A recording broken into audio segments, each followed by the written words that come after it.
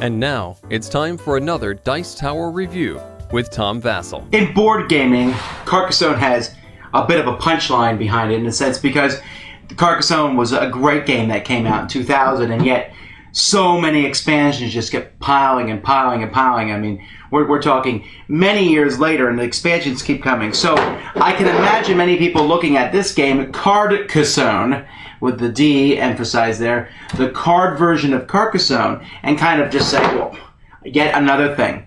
Well, I want to tell you right now, I think what you should do is you should take the idea of Cardcassonne out of your head completely.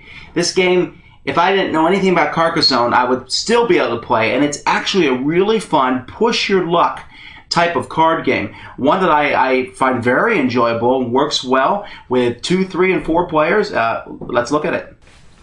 Next to the side of the board, you have 4 separate boards that are placed together to form one large scoring board, and also forms 4 rows: blue, green, red, and yellow.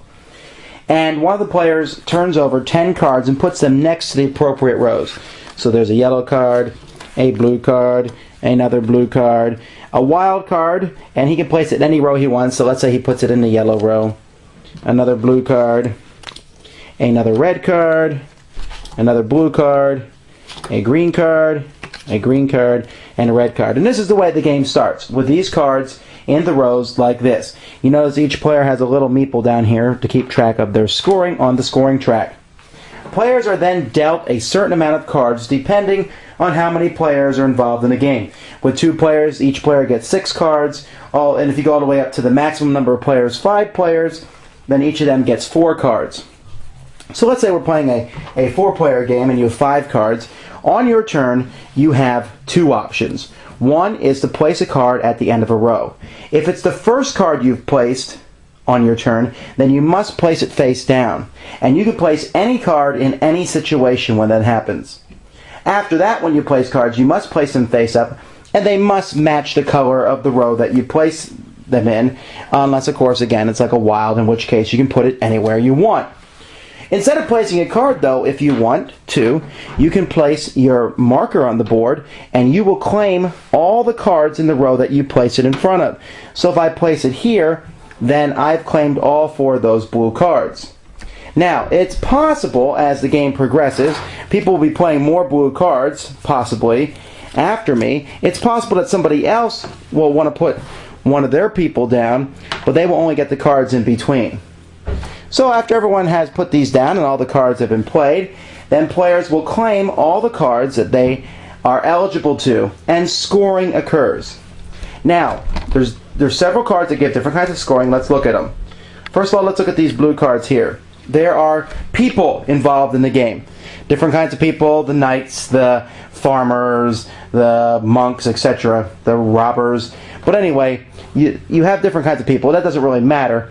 You count the number of people, which is the number up at the top of the card. So I have 1, 2, 3, 4, and then multiply that by the number of cards. So 4 times 3, in this case, the guy who played the meeple there gets 12 points. And then these cards are discarded. It's a one-time scoring. Any cards with a treasure chest are put aside and saved at the end of the game. Each player is given a treasure chest to put these cards under to store during the course. Those will be scored only at the end. There's also a few other cards that are scored during the course of the game. There's a couple big cards, like this fairy, and there's a dragon card that are worth 10 points each. If you turn over a card that's upside down when you score, and it's the wrong color, this is the blue row, I turn over a green card, that's also worth 10 points. If it's the wrong color treasure chest, I can either take 10 points for it, or I can put it aside to keep for the end of the game. It's my choice. There's also a lot of cards that are animal cards. These cards show the color, the kind of animals. For example, you can see the yellow ones here are chickens, and some cards at the top. Those will score points according to a chart. Let me show you an example of the animal chart here. If you have one animal, you see it gets you 3 points. 2 animals, 6, 3, 9, 4, 12, 5, 14, 6, 16, 7, 18, 8, 19, and 9 or more, 20. You say, well, that doesn't seem very good, but this is how it works. Let's say on my turn I get 2 chickens. So I put them down and get 6 points. Those cards then stay in front of me. On a future turn, if I get another chicken, I can add it to that, and I will score the 9 points that you get for 3 cards. And I can continue to add chickens to this row as the game progresses and get points. So animals will score you throughout the game. You continue to do this several rounds until the deck runs out, and at that point you will score the treasure chests. And we will score according to the chart in the back here. 1 treasure chest, no points. 2, 5 points. 3, 15 points. 4, 30 points. But when I'm talking about number of treasure chests, I'm talking about number of different colors. So by itself, that red treasure chest is worth nothing. If I had another red treasure chest, still worth nothing. But a red and a blue, 2 different colors, that's worth 5 points. Add a third color in for 15. And add the fourth color, yellow, in to get 30. And there's also wild treasure chests that can be substituted for any color. At the end of the game, the player with the most points is the winner. There's a lot that I like in this game. Shut that door. There's a lot that I like in this game. I like the fact that there's different cards, with the artwork, the cards are of good quality. But what I really like about the game is that push your luck feel to it. You put down a card and you see what cards you have in your hand. Let's say, for example, there's 4 cards in the blue row. And I want those blue cards, but I have 2 more blue cards in my hand. Now, I could claim those 4 cards, but I can hold off and put down another blue card, hoping that no one else will claim the blue row.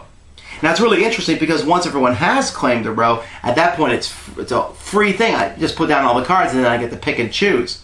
But they may have already taken the best thing. So there's this idea of, do I make a row better or do I claim one of these rows? And the face down cards, I don't know what they are. Did someone put a card there just to throw it away? Or is that a card they put there to help themselves out? They're going to take the blue row, but they wanted another yellow chicken to add to their row. And so there's just some interesting things. That's all it is. And the game doesn't take too long, maybe 30 to 40 minutes. Plays very quickly, easy. Kids and adults can both pick it up. There's unknown scoring because you really don't know how many treasure chests people have. I guess you could memorize it. But for the most part, that treasure chest scoring can be a big swing, but if someone is far enough in the lead at the end of the game, it does not matter. It's an excellent game. I don't care if you like or hate Cardcassonne. This really has nothing to do with that. Judge this one on its own merits, but for me, excellent game. Thanks for joining us today. For more written, audio, and video reviews, as well as the #1 board game podcast, check out the website at www.thedicetower.com. Until then, this is Eric Summerer, and you've been watching The Dice Tower.